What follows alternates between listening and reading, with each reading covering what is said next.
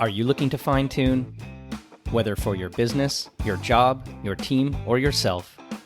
In each episode, we will be discussing different ideas and opinions using real-world examples to help you see opportunities, innovate, and succeed.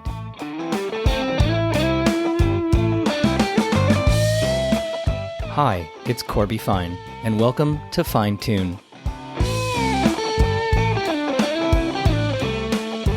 So I met my next guest many years ago in the Toronto tech scene. She, it feels for some reason, has been all over the place. She has such an amazing brand and persona in the Canadian, and probably bigger than that, but I look at her from the Canadian perspective, landscape. Candice Faktor is with me today. Candice has had roles ranging from working in innovation and corp dev at large organizations like Torstar. She's been the global GM and head of business at Wattpad, an amazing Canadian success story. She's run her own fund and most recently has actually launched her own business. And we're going to talk a little bit about that today. But first off, Candice, welcome to the podcast. Thanks for joining me. Thanks so much for having me. It's great to be here. Well, I've been trying to get you on for some time. And the reason is I think you've got an incredible story to tell. And it culminates with, I guess, the last year and through COVID, some of the changes you've personally gone through and have incorporated into your new product. And it really stems from what I think many of us are seeing around what this COVID pandemic has done to really change the way in which we think about, maybe the word is education, learning, training, and not just in the traditional sense of how kids are going to school, how universities have had to adapt, but at the corporate and professional level as well. Maybe talk a little bit about what's going on in that space and what you're seeing as impetus to really where you're going in the future. Absolutely. I think COVID was an accelerant of what was behaviors that were happening, but albeit at like a much slower pace, and just a force function, for change. And I can share with you sort of how we started building Disco, which is a live learning platform for creators. It truly is a COVID baby. It was making lemonade out of lemons. And it all started one day when, as a creator myself, I decided, what the world needs during COVID is less, I certainly wasn't able to figure out the more practical realities of what this pandemic meant, but I was just really interested in bringing learning experiences from experts I knew in my network to our community to help us think about this moment in time and how to really thrive in uncertainty and ultimately chaos back in the pandemic. And so very quickly, when the pandemic started, I built a 3,000 person live learning community. And that was called Game Changer. And I interviewed a series of experts, and I was just blown away at how powerful live learning was. And it was something I'd done before. And in doing that, I recognized that there are many, many pain points for creators around piecing together all of these different tools to make a live learning experience and community work. And what the pandemic did was it taught us all how to use Zoom. And while, synchronous live video is not the same as real life, it is actually a pretty good substitute to get about 70 to 80% of the way there. And by doing so, you're actually able to have learning experiences that are vastly different to what Learning 1.0 enabled. If you think about Learning 1.0, it was about pre-recorded courses that people did on their own, so asynchronously alone. And it was the opposite of what people wanted in the pandemic. They wanted community and accountability and feedback and live experiences. And ultimately, my co-founder and I just looked at this and said, wow, learning is going to be forever changed. And this is a wonderful time to reimagine learning experiences live and together using our platform. Yeah, it's really interesting, this difference between the sort of pre-recorded asynchronous versus the live. There are definitely organizations and businesses that seem to have been able to take advantage of the COVID situation. And even in that 1.0, as you describe it, model, whether it's a masterclass or my own little selfish, I want to do it, Mark Rober class for creative engineering on monthly.com, there are definitely still things that I think resonate. What is it that you have been seeing as you've been launching Disco that really highlights tools or some differences for that live, real-time community? What is it about that really says, hey, this is where it's going, the old model's gone or is dying off? So I think the fundamental shift, right, and we've always known this, is that learning is different than consumption, right? Like consuming information is not really learning. Learning is usually best done when doing, right? It's also best done when you're getting feedback. And in order to do that, it's really hard, even from a motivational standpoint, to do something when you don't have accountability other than yourself. And so, if you look at all of the science of learning, cohorts, right, or groups of people doing something together where you have support, you have accountability, you have opportunities for feedback, and you have the ability to collaborate with others and do stuff is a 10x better learning experience than just consuming information. And so Learning 1.0 was about content and the ability to share content on pre-recorded platforms and digitally or in a written form. What I think of as Learning 2.0 is experiences, the ability to actually facilitate experiences, process, practices, especially with others, that's really hard to make happen without synchronous video.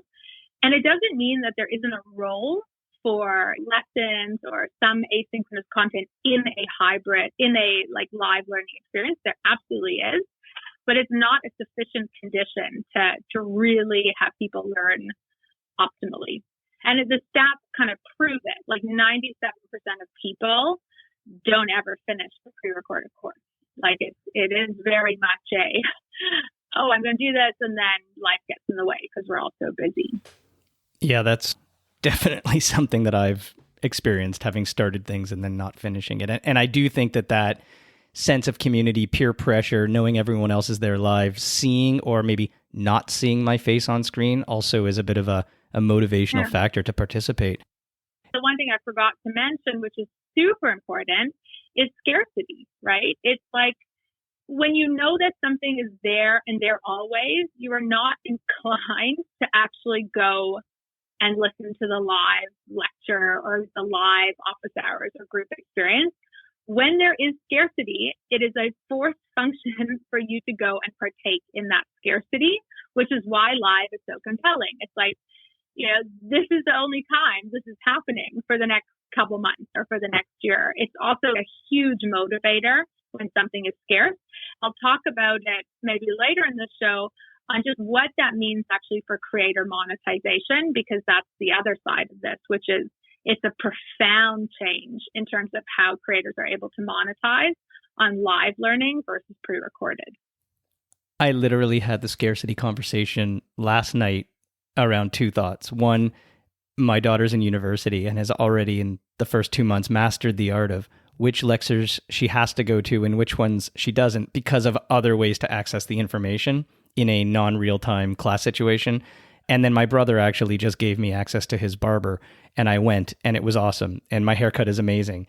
And I don't want to share him with anyone else because there's only so many appointments to go around. So I'm a full believer in the concept of scarcity. But now let's maybe go into that. Let's talk about the model. It's not just a platform to create and get a group of people together. There's a business here, obviously. Why don't you describe the Disco model from the perspective of the creator, and then we can talk a little bit more maybe about the participants. Absolutely. So, as you know, I've been in the creator economy for a long time. Wattpad was one of the early creator marketplaces around storytelling, and I was responsible for building out our creator programs and for ultimately helping creators monetize. And so there's 50 million creators today. Granted, we focus specifically on knowledge and wisdom creators as opposed to TikTok influencers. But one of the challenges in the creator economy is that it's actually really hard to make a living being a creator. In fact, there's this treadmill or rat race to create all of this content. And at the end of the day, especially on the ad-based platforms, you kind of have to have millions and millions of users to monetize, and it's very polarized. There's a couple of people who make a ton of the ad revenue, and most people literally make nothing, and it takes up a lot of your time to create that content. And so what I got really interested in when I left Wattpad was the number one thing a creator wants to do is pursue their passion and purpose and make a living doing that. And what I got excited about was, how do you create sustainable revenue where you don't need millions and millions of subscribers? Like, what if you only needed 20 people to make $50,000 a year? How do you create whale products that are higher value, that maybe you just need between 20 to 100 people to partake in to actually build a viable business off of your thought leadership? And so what we got really interested in for Disco is, how do we help creators build a live learning empire? And what that means is merchandising of a couple whale products. Maybe that is a fully blown live course where you're accepting a cohort of people with scarcity usually into your program, and they're going through more of an intensive experience. But then how do you also offer live peer group masterminds or live workshops or weekly challenges, some in the early phases of marketing your community to get them to buy those whale products, and some as really great alumni products post your bigger learning experiences. So what we do at Disco is we just give creators the tools to build a live learning empire and monetize on a much smaller audience in a much more sustainable way. Creators own all of their data. They have an opportunity to brand the experience. They own their own email list. And this is a growing trend and desire from many, many creators who are looking for tools to monetize. So in that description, which is really interesting, are there certain types of content or certain types of creator that you've seen or believe will be really successful in this program? I mean, obviously you ruled out the sort of Instagram influencers, whatever, but in terms of that knowledge and wisdom focus, like, what's working?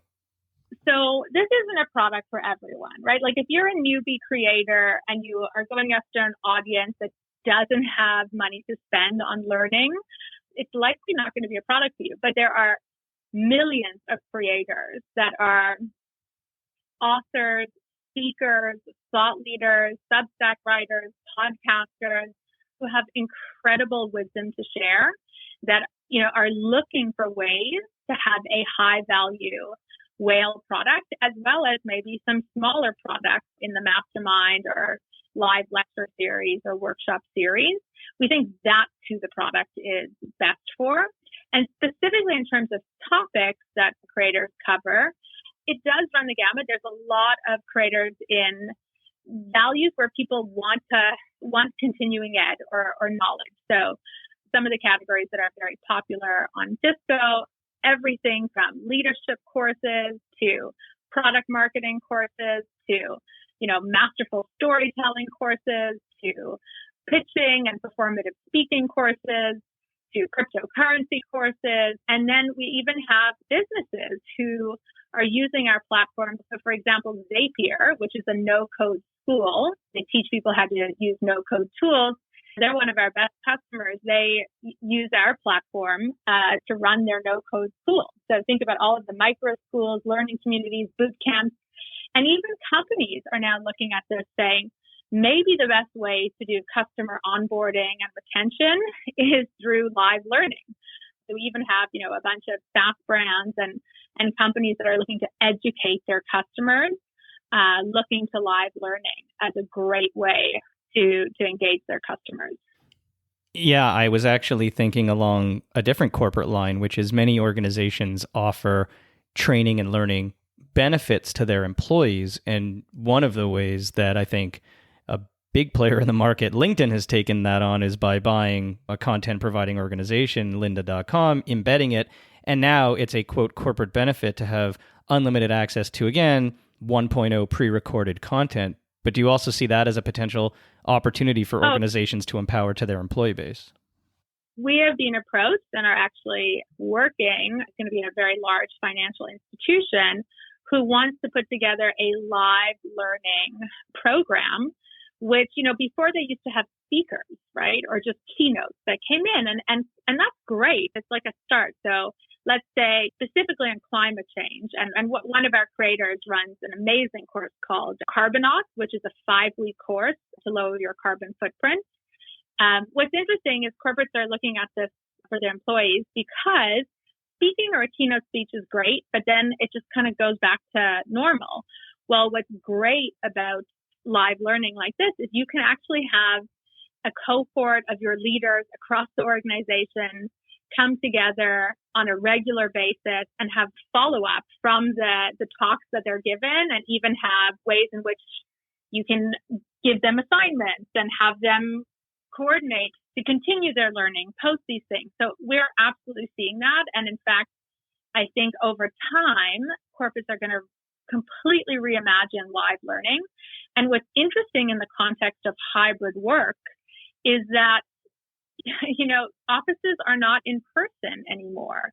They're likely in person sometimes, but they're hybrid. And so that is causing virtual live learning to be a really great way for communities of employees to connect and collaborate.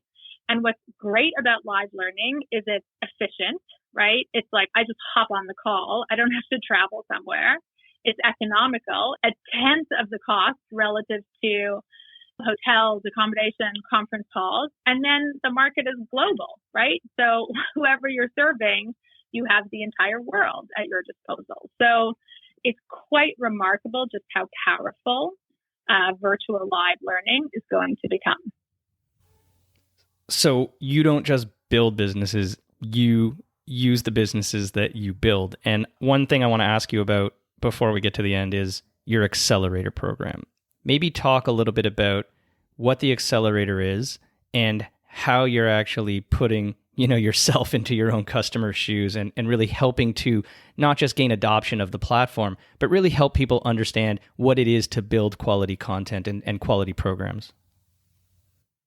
I love that you're bringing it up because it was one of the best learning experiences for us as a team. And something I just encourage to all entrepreneurs and intrapreneurs out there is like eat your own dog food. We decided really based on demand. So we had 1,000 people sign up for our wait list when we launched just to use the technology. And one of the common themes was, this is new. How do I do it? What works? How do I think about landing pages? How do I do the curriculum design? How do I think about building community? How do I think about marketing? And what's really interesting is this is a very new field. There are thousands and thousands, if not millions of people who are trying to figure out, how do I do this well? And so we had spent a lot of time sort of thinking through that. And we said, well, why don't we do more than just offer a tech? Let's actually offer a live learning experience ourselves. And so we put a call out to 20 exceptional thought leaders. We had about 200 people apply for the first accelerator. And we just wrapped up our very first cohort of our own 4-week intensive program, but then year-long mastermind community of thought leaders who we learned so much from and with about all of the different aspects of live learning design. And as a result, we're going to be opening up a much bigger cohort in January. And what was so powerful is just to see live learning together in action. Like it is next level what is able to happen when you create the space and a container for learning to occur. And in fact, it's not really about stage on stage. It's about creating the space for creators to connect with other creators or organizations to connect with other organizations around what they are learning, getting them to do something to build their products and get feedback from others on it. It's transformational. It's very meta, the whole thing, like learning on learning, but it was transformational for us, for our creators, and couldn't think of a better way to sort of build insight and also help and empower our community. Yeah, when I saw the announcements and just the chatter online about what you were trying to do, it drew me right in and made me look into it a little deeper. And I've always been a proponent that, the executives or a CEO or anyone in any organization should, really understand the end-to-end experience that their customers go through. And it could be as simple as applying for a credit card if you're at a bank. But here it's different because you're building both the platform, the market in some degree, and all of those tools that you talk about to enable your customer, your creator customer, to essentially build their own business in some sense. So it's a really interesting situation you find yourself in. And maybe with that, the last question, coming right back to what we started with around this notion of the platform itself and these tools, what's next? Like, where does this go? Are there, secret sauce widgets and capabilities that you can talk about, whether it's technological or whether it's even, to your point, community? Where does Disco go next? We are so excited about the future. Ultimately, we are dead set on helping creators build live learning empires. And what we think that in turn does is we ultimately reimagine the future of learning. Because if we do our jobs right, we enable some of the most unbelievable knowledge holders and people with wisdom and creators to offer their wisdom in the most transformative way. And so, stay tuned. We have some very exciting announcements of some exceptional creators who are launching unbelievably transformative learning experiences on our platform. That's coming up in the next quarter. So definitely you'll see a lot more interesting creators on the platform. In terms of the product itself, I think we are at 0.1 of our vision for the future of immersive live learning experiences. So just like Shopify has a bunch of core technology, they also have like an app and partner ecosystem to help any thought leader or organization or creator enable a transformative e-commerce store. Think about us as like your live learning experience. So you'll see a lot more interesting partners to help you, as well as apps to make this experience more immersive, some that we build and some that we just empower for our community. And you hit the nail on the head by bringing up the word community. I think the future, most brands are ultimately about creating communities that are supportive of one another. And, that's very important to us, is building a community for thought leaders and organizations to really learn from each other on how to deliver transformative learning. So lots in store. We're pretty excited.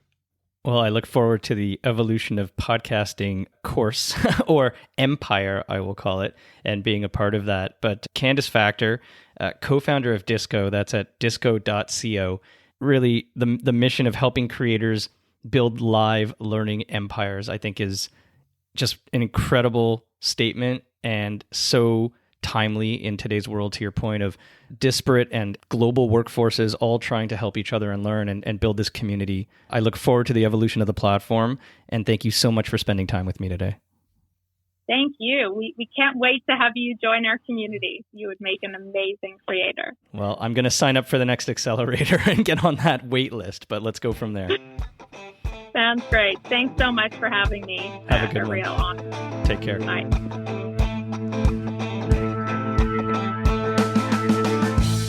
You've been listening to Fine Tune. If you haven't done so already, please subscribe to the show wherever you get your podcasts. You can connect with me on Twitter at CFine, through LinkedIn at CorbyFine, or visit my website, corbyfine.com.